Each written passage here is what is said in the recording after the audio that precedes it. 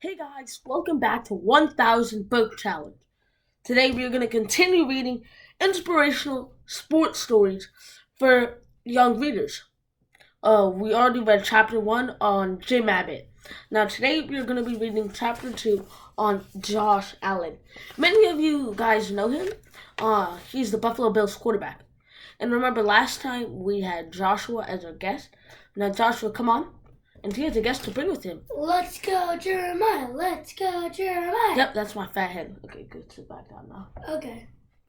Alright, yeah. My mom bought it. Don't know. Alright, guys. So, now I'm going to get into Josh Allen. Josh Allen. Every little kid has a dream, and every so often those dreams are well within the realm of possibility.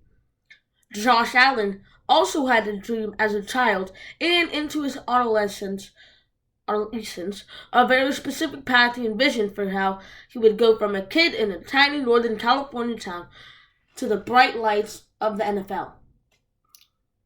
Sometimes, though, life throws you curveballs and you need to take a few detours to reach your destination. No one is debating now about whether or not Allen's detours were worthwhile. Allen's stories began in Firebaugh, California, a blue-collar town just outside of Fresno in the north of the state. He grew up on his grandfather's farm with the expectation that he would be the fourth generation of Allens to farm the California land. His father grew cotton, melons, and wheat, though fields of pistachios and alfalfa also were common in the town. It was the stereotypical one-stop like town where everyone knew everyone, and there wasn't any secrets being kept. Except, of course, for Allen. It was rare for colleges to come calling to small towns like Firebaugh on recruiting visits, and the school couldn't do much to showcase its star. Allen didn't travel to the elite quarterback camps, where so many colleges began the recruiting process. His high school team also didn't make the rounds at camps on or 7-on-7 tournaments because so many players, Allen included, were starring for Firebaugh's other sports teams. Allen was the basketball team's leading scorer and an ace pitcher with a fastball that touched 90 miles per hour. At 6'3", 180 pounds, Allen had the frame of a great quarterback, but he didn't get the recognition. If there was any theme for Allen throughout his life, it was being underappreciated for his talents. He started as the backup running back in a Pop Warner scrimmage, but he was cut along with his brother from the Dos Palos team. This was even though he played like a boy possessed when he did eventually make it onto the field, leaving an impression on the coaches from the opposing team, Los Banos. His effort and enthusiasm called the Los Banos coaches to talk amongst themselves about Allen during the game, and that conversation just happened to be close enough to Josh's dad, Joel, that when Josh was cut from the Dos Palos Pop Warner team, found a new home pretty quickly. Los Banos was 45 minutes away from Firebaugh, which didn't have enough kids for its own Pop Warner program, and the Allens would drive past Dos Palos on the way to practice and games. It was at this moment that Allen received his first taste of playing quarterback. The Los Banos coaches discussed where to best use Allen, but decided to use his athleticism at quarterback instead of running back or safety like he was playing at Dos Palos. The same fanaticism with which he attacked football at an older age was evident even as a 9-year-old, as he constantly discussed the game plans and his favorite play calls. With Allen's football career blossoming, he set his sights up the road at Fresno State, a local Division I school that didn't even play in a power conference. Allen was simply hoping the coaches would see the gem sparkling in its backyard and give him a chance. He attended the school's summer camps and wowed the coaches with his throws, but his recruitment never escalated past the initial talks. In fact, no Division I school offered Allen a scholarship out of high school, though San Diego State was kind enough to let the quarterback on the team as a walk-on.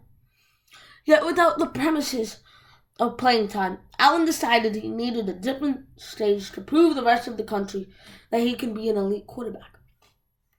The stage was about 65 miles away at Reedley College, where one of the assistants was married to one of Allen's cousins. The small-town vibe helped him find an opportunity, but once again, Allen was overlooked and wasn't named the starter. In the fourth game of the season, Allen was inserted into the game and ran for 4 touchdowns.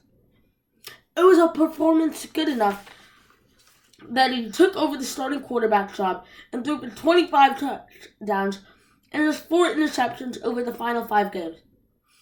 That should have been enough for colleges to be offering Allen scholarships like they were free candy. Instead, Allen took his recruiting into his own hands and went to the coaches. Every head coach at the FBS level received an email from Allen with a link to his highlight tape. Yet Allen didn't stop there and sent the same email to every offensive coordinator, defensive coordinator, and positions coach for the more than 120 FBS schools at the time. After more than 1,000 emails sent out at the end of his year at Reedley, chances were someone was going to look at the highlight film. The answer to the lottery was Dave Brown, an assistant coach at Wyoming who was familiar with Allen from his time at Fresno State. He ended up beating the drum for Allen with some of the other Wyoming coaches, and it became clear that this was the quarterback of the Cowboys' future. Wyoming made the hard sell to Allen and his family, promising him that he would be the face of the program for 3 years. But before Allen could make his final choice, he gave his beloved Fresno State Bulldogs one last chance. Once again, fortune didn't favor Allen immediately, as he was Wyoming's backup in the 2015 season opener.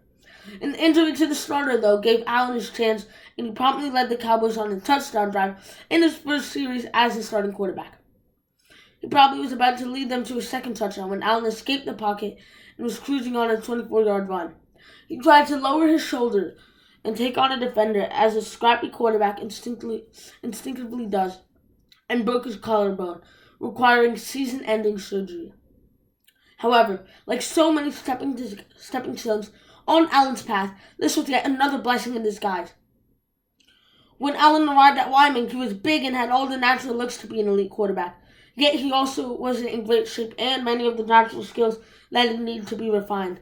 By the time the start of the 2016 season came around, Allen was now mentally and physically able to harness the immense arm strength and athleticism that made him such a compelling prospect in the first place. The 2016 season was everything Allen could have dreamed about, as he continued his progression into a superstar. By the middle of the year, the once anonymous quarterback from small-town Firebaugh was a quick riser in mock drafts. Allen could barely get college coaches to remind him of 5 years, but 6 weeks of great football earned him dozens of calls from agents and financial advisors looking to cash in on the 2017 NFL draft. Even though the 2016 season ended on a sour note with 4 losses in 5 games, my bad guys. In a back-breaking interception in the season finale, Allen felt ready to turn pro. Until he didn't. Those around Allen felt he needed another year at Wyoming to polish off the rough edges that would make him an NFL star. He felt ready to command an NFL huddle at 20 years old with limited experience at the highest levels of the sport. At least he did until right before the deadline to enter the draft, when he began to doubt his decision. Whether it was one last call from the Wyoming coaches or just a gut feeling in Allen's stomach, he knew that he needed one last ride with the Cowboys. Every question that teams could have about Allen was answered in 2017 when the quarterback was under the most scrutiny of anyone in the Mountain West. Every game was going to be dissected by NFL scouts trying to determine if Allen was a franchise quarterback, which meant every throw and every decision mattered. Yet whatever happened in that final year at Wyoming was enough to convince one important person that he could play quarterback in the NFL. When Brandon Bean was doing his research for the 2018 draft, he had a checklist of what he was looking for in the next quarterback of the Buffalo Bills. Allen continued to check all the boxes, from his physical attributes to the attitude he kept about himself. He was confident with being cocky, well respected among his teammates, coaches, and community, and perhaps most importantly, he was loyal. Allen had chances during his high school career to jump to better opportunities that might have gotten him on college radars. He could have gone to a bigger high school to attract more attention. He could have focused solely on football and let his commitments to baseball and basketball go by the wayside. Instead, he chose to stick by Firebaugh and the community that helped raise him. The Bills had identified their man, but now they needed to do the draft gymnastics to actually go get him. For the first time in his career, Allen had a team proving just how valuable they believed he could be to them. The quarterback with no college offers, out of high school, and just one out of junior college, impressed Buffalo so much that they traded up in the draft to make sure they could pick Allen. Of course, being the 7th pick in the draft brought with its new expectations. Allen had reached the pinnacle of his dreams. He was getting the chance to prove he could be the franchise quarterback for an NFL team. Now, all he had to do was do it. That would be easier said than done, though. Once again, Allen found himself named the backup for the Bills' season opener. He would become the starter in the second week, but Allen struggled in his first season in Buffalo and suffered a concussion that kept him out of the lineup for 4 games. Allen made improvements ahead of the 2019 season, but once again, he left questions about whether or not he could solve the Bills' quarterback woes. He won 10 games and led Buffalo to the playoffs, but many wondered if he had reached his ceiling after making a few critical mistakes in the postseason. He still was completing less than 60% of his passes, and he was also throwing too many bad interceptions while absorbing massive hits while running. It was an unsustainable formula for the quarterback. Yet once again, Allen mustered up the work ethic to prove his detractors wrong and put together an MVP-worthy season in 2020. He finished second in MVP voting that year, leading the Bills to the AFC Championship game for the first time in more than 25 years. As if it couldn't get any better, Allen raised his game again in 2021 and played nearly perfect football in the playoffs yet again, though his defense let him down. For the first time in his life, no one was questioning Josh Allen's ability or talent. He went from the quarterback no one wanted to the one everyone wants on the team. One reason Allen had been so successful in Buffalo is that the city reminds him so much of Firebaugh with its tight-knit community. Allen himself was the recipient of Buffalo's generosity after his grandmother died, and Bills fans raised more than $1 million for the local Children's Cancer Ward in her honor.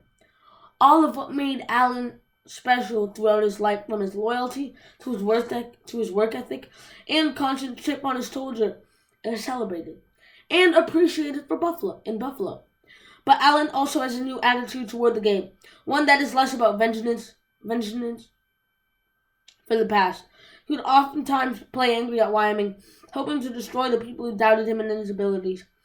Now he's simply playing for the love of the game, while helping serve as an example of how far perseverance can take you. It wasn't about going out there to embarrass people anymore, Allen told the Buffalo News after he was drafted. It was about having fun, and at the time, I happened to be damn good at it. I developed a platform and helped other kids who were in the same situation I had, coming out of high school with no offers, finally getting your one chance and capitalizing. Guys, now we are finished with the Josh Allen book, and now in our next video we are going to read about Simone Biles. Alright guys, please like and subscribe and comment down below what you think. Thank you guys. Have a nice day.